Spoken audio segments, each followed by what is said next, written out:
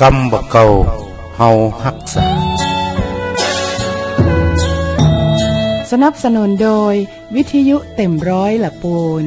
และนาบุญเรดิโอบ้านโฮงเจ้า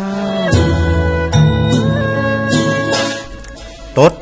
บ่เป็นปูด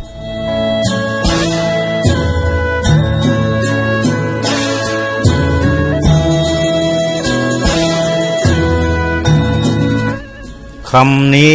มีความหมายว่าผายลมไม่มีเสียงดังเป็นคำบ่นแสดงถึงความเหน็ดเหนื่อยทำงานหนักจนแทบไม่มีเวลาหายใจหายคอเช่นจะพูดว่าทุกวันนี้ทำงานจนสายใจแทบขาดขนาดผายลมยังไม่มีเสียงดังเลยกล่าวไว้ให้คนรอบข้างได้ยินเช่นนี้แล